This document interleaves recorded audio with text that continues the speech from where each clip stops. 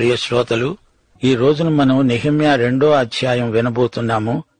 అటు తరువాత అర్తహషస్త రాజు ఏలుబడి కాలమున 20వ సంవత్సరం నీసాను మాసమందు రాజు ద్రాక్షరసము త్రాగాలని చూస్తూ ఉండగా నెహెమ్యా అనే నేను ద్రాక్షరస పాత్ర తీసుకొని రాజుకు అందించాను. అంతకు పూర్వము నేను ఎన్నడూ అతని ఎదుట విచారముగా ఉండలేదు. రాజన్నాడు, నీకు వ్యాధి లేదు గదా, నీ ముఖము విచారముగా ఉన్నదేమిటి? నీ హృదయ దుఃఖము చేతనే అది కలిగింది. నేను మిగుల భయపడి అన్నాను, రాజు చిరంజీవి అగునుగాక. నా పితరుల సమాధులు ఉన్న పట్టణం పాడైపోయి దాని గుమ్మాలు అగ్నిచేత కాల్చబడి ఉండగా నాకు దుఃఖముఖం ఉన్నదంటే ఉండదా? గమనించాలి, నెహెమ్యా తొందరపడి వెంటనే తన ఉద్యోగానికి రాజీనామా చేయలేదు. వెంటనే ఆదరాబాదరాగా యెరూషలేముకు పరిగెత్తలేదు. 4 నెలలు ఉద్యోగ ధర్మం నిర్వర్తిస్తూనే ప్రార్థిస్తున్నాడు. దేవుడు సెలవిచ్చినప్పుడు సరైన వేళలో రాజుగారికి విన్నవించుకునేందుకు సిద్ధపడుతున్నాడు. పనిలోకి దూకేయడం సులభం, కనిపెట్టడం కష్టం. ఈ సంగతి యువకులకు బాగా తెలుసు. దేవుని పని విషయంలో తొందరపాటు కుదరదు. అది గొప్ప ప్రమాదానికి దారితీయవచ్చు. నెహెమ్యా చేస్తున్న ఉద్యోగం రాజకీయంగా చాలా ప్రాముఖ్యమైనది. రాజుగారి ప్రాణాలు నెహెమ్యా చేతిలో ఉన్నాయి. ముందు తాను రుచి చూడండి రాజుగారికి ఏదీ తినిపించడు, తాగించడు. నెహెమ్యా రాజుగారికి ఆంతరంగిక సలహాదారు. నెహెమ్యా తన పలుకుబడిని ఉపయోగించి యెరూషలేములో తన ప్రజలకు మేలు చెయ్యాలని సంకల్పించాడు. ఆ రోజున నెహెమ్యాకు ఒంట్లో బాగా లేదు. ఏడ్చి ఏడ్చి అతని ముఖం వాడిపోయి ఉంది. దుఃఖం అతని ముఖాన తాండవిస్తోంది. కండ్లు ఎర్రబడి ఉన్నాయి. స్వతహాగా ఆనందంగా ఉండే యువకుడు ఈ రోజున దుఃఖవదనంతో కనపడడం రాజుగారికి ఎంతో ఆశ్చర్యమనిపించింది. ఎంత అణుచుకుందామన్నా నెహెమ్యా శోకం ఆగటం లేదు. రాజుగారు ఇది పసికట్టాడు. ఏమిటిది నెహెమ్యా? ఎప్పుడూ ఆనందంగా కనిపించే నెహెమ్యావేనా నీవు? ప్రశ్నించాడు రాజు. నెహెమ్యా అన్నాడు, రాజు చిరంజీవి అగునుగాక. రాజు ఏం చేస్తాడో అని నెహెమ్యా లోపలే భయంతో గజగజ వణికిపోతున్నాడు. రాజా, నిజమే, నాలో శోకం నిలువెల్లా ఉంది. నా పితరుల పట్టణం పాడై పాడు బీడైపోయింది. ప్రాకారాలు దగ్ధమైపోయాయి. నాకు ఈ మధ్యనే ఈ వార్త అందింది. 4వ వచనం. అప్పుడు రాజన్నాడు, నెహెమ్యా, నీకు ఏం కావాలో అడుగు. నీ మనవి ఏమిటి? నేను ఆకాశమందలి దేవునికి ప్రార్థన చేశాను. నెహెమ్యా ప్రార్థనలు టెలిగ్రామ్య భాష, బహుక్లుప్తం. ఇలాంటి ప్రార్థనలు రావాలంటే ఎంతో విశ్వాసం అవసరం. ఏకాంతంలో నెహెమ్యా గంటల తరబడి దేవుని సన్నిధిలో గడుపుతాడు. అందుకే అర్థవంతమైన క్లుప్త ప్రార్థనలు చేయగలడు. పరలోకములోని కృపాసనం మహాసింహాసనం సమస్త ఆధిపత్యము కంటే, అధికారము కంటే, శక్తి కంటే, ప్రభుత్వము కంటే ఎంతో హెచ్చైనది దేవుని కృపాసనం. ప్రియ శ్రోతలు, ఈ విధంగా పనిచేస్తూ నెహెమ్యాలాగా పని మధ్యలో ప్రార్థించే అలవాటు మీకుందా? లేకపోతే నేడే అభ్యాసం చేయండి. నెహెమ్యా అన్నాడు, రాజా, నీ సముఖమందు నేను దయ పొందితే నా పితరుల సమాధులు ఉండే పట్టణాన్ని తిరిగి కట్టేందుకు నన్ను యూదా దేశానికి పంపండి. ఇదే నా మనవి. నెహెమ్యా తనలో తానే ప్రార్థించుకున్నాడు, దేవా, ఈ రాజుగారి ఎదట నేను ఏం మాట్లాడాలో, ఎలా మాట్లాడాలో నీవే నన్ను నడిపించు. నీవే నా చేత మాట్లాడించు. నా దేశానికి వెళ్లి మరమ్మతు కార్యక్రమాలు చూచుకునేందుకు నాకు సెలవిప్పించండి అని అడిగాడు. రాజుకు నెహెమ్యాకు మధ్య ఈ సంభాషణ జరుగుతూ ఉండగా రాణిగారు అక్కడే ఉన్నారు. నెహెమ్యా మంచి వ్యక్తిత్వము, రూపురేఖలు గల యువకుడు. రాణిగారు నెహెమ్యాతో మాట్లాడి అతని పూర్వీకుల గాథలు చెప్పించుకునేది. నెహెమ్యాకు అమ్మగారితో పరిచయం ఉంది. ఆమెకు ఇతనిపై ఎంతో అభిమానం ఉంది. నెహెమ్యా ఆరాధించే దేవుణ్ణి గురించి కూడా ఆమె తెలుసుకున్నది. రాణిగారు కూడా నెహెమ్యాకు రాజుగారు సెలవివ్వటానికి సిఫార్సు చేసింది. రాజు అడిగాడు, అయితే నీ ప్రయాణం ఎన్ని దినాలు పడుతుంది? నీవు ఎప్పుడు తిరిగి వస్తావు? నేను ఇంతకాలము అని చెప్పినప్పుడు రాజు నన్ను పంపడానికి చిత్తము గలవాడయ్యాడు.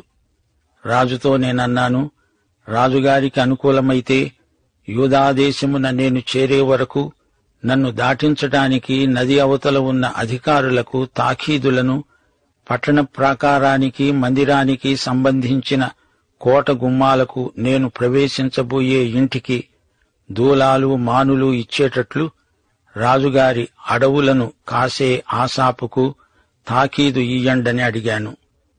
వారు నాకు తోడుగా ఉండి నాకు కృప చూపుతున్న నా దేవుని కరుణాహస్తము కొలది రాజు నా మనవి ఆలకించాడు.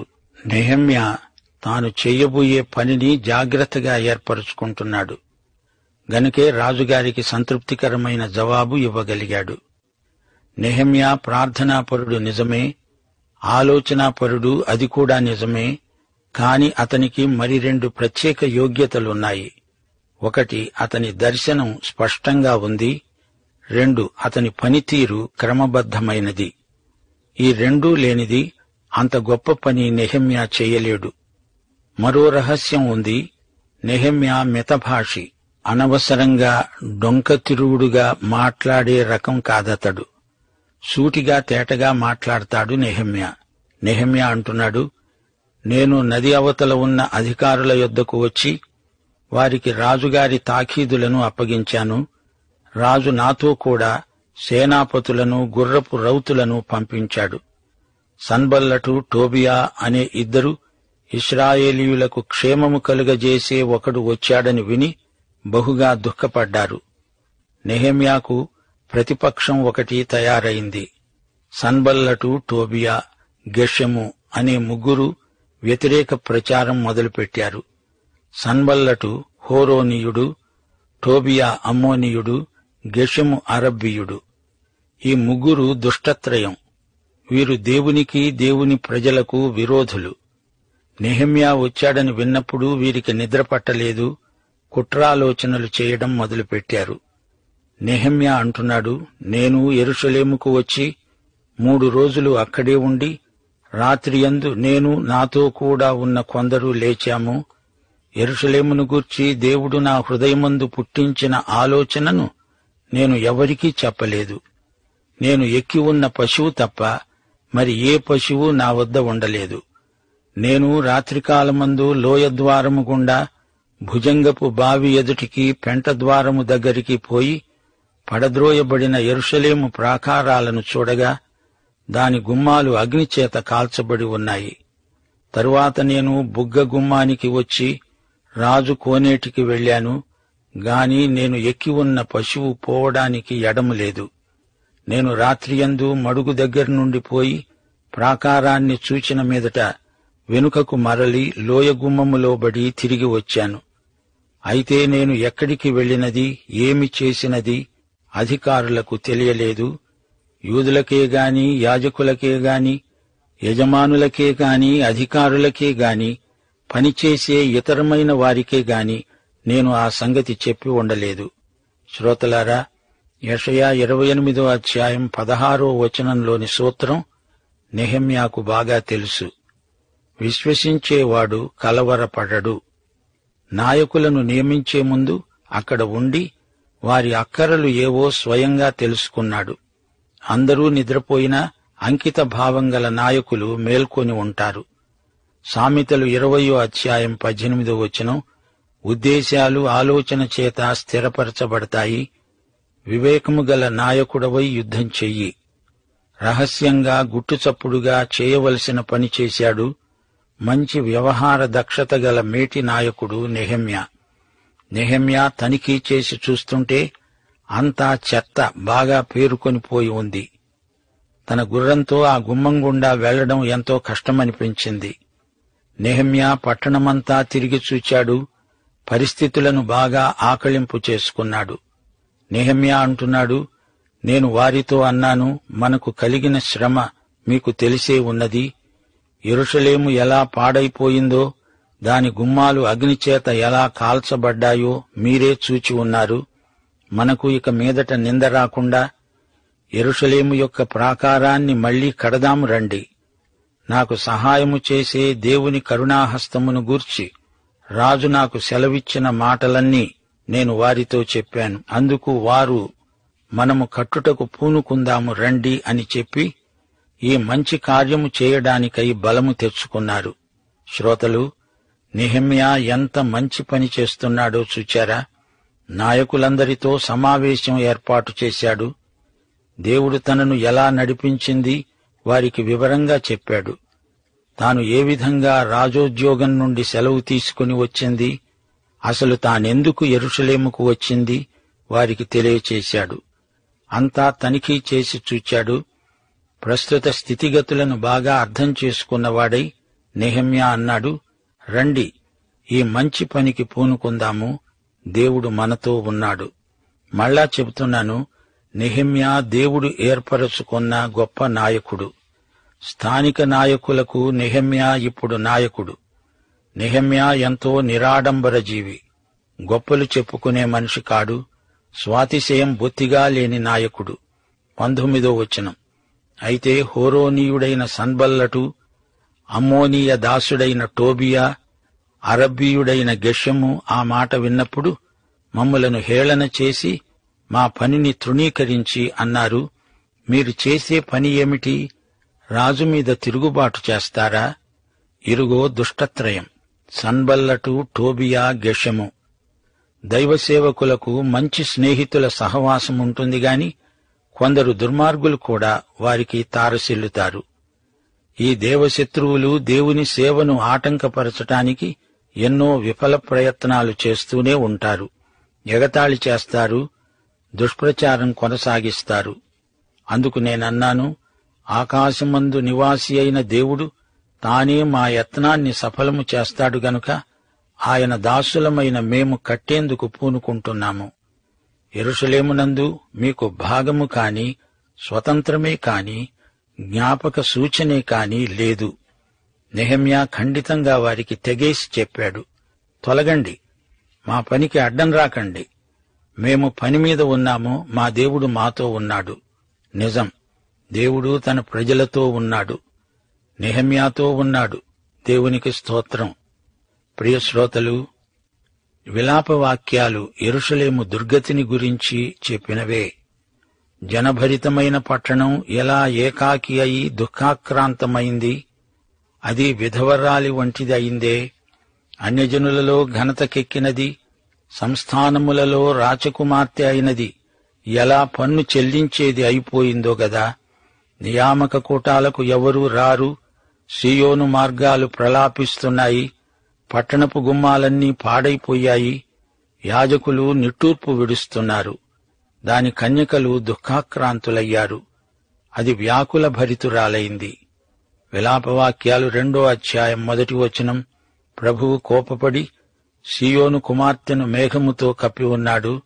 ఆయన ఇశ్రాయేలు సౌందర్యాన్ని ఆకాశము నుండి భూమి మీదికి పడవేశాడు. కోపదినమందు ఆయన తన పాదపీఠాన్ని జ్ఞాపకం చేసుకోలేదు. 5వ అధ్యాయం 18వ వచనం.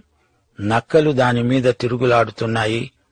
మా కన్నులు దీనిని చూచి మందగిల్లాయి. అయితే దేవుని శిక్షాకాలం తీరింది. ఎజ్రా, నెహెమ్యా గ్రంథాలలో యెరూషలేము మందిర నిర్మాణం, ప్రాకారపు గోడల మరమ్మతు మొదలైంది.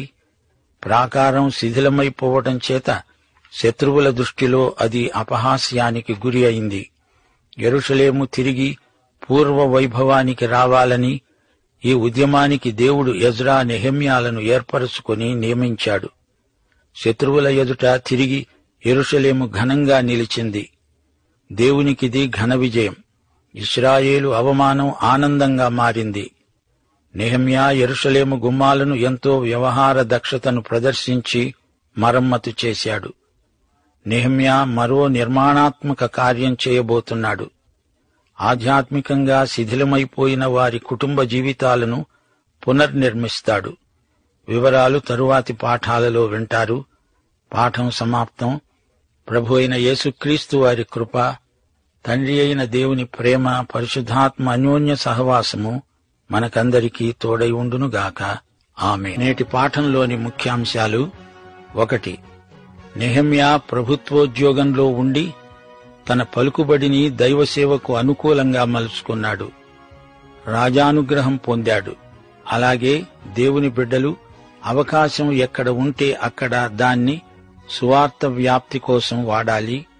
అవకాశం తలాంతు లాంటిది. దానిని వాడిన కొలది అది ఎక్కువవుతుంది.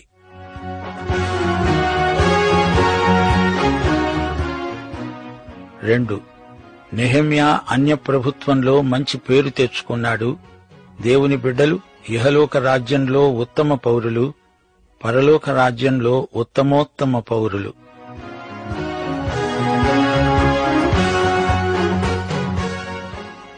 3. దేవునితో ఏకాంతంగా ఎక్కువ సమయం గడిపేవారు బహిరంగంలో క్లుప్త ప్రార్థన చేస్తే చాలు. నెహెమ్యా ప్రార్థనలు టెలిగ్రాములాగా ధ్వనిస్తాయి. ఇది మంచి మాదిరి.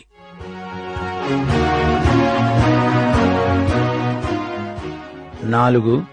ఎజ్రా రాజుగారి సైన్య సహాయం అడగలేదు. నెహెమ్యా అడిగాడు. ఎజ్రా యాజకుడు గనుక రాజును అడగడానికి అతనికి సిగ్గనిపించింది. అయితే నెహెమ్యా ప్రభుత్వోద్యోగి గనుక రాజలాంఛనాలతో వెళ్లి దైవసేవ చేశాడు. ఎజ్రా, నెహెమ్యా ఇద్దరినీ దేవుడు ఘనంగా వాడుకున్నాడు. ఇవి నేటి పాఠంలోని ముఖ్యాంశాలు.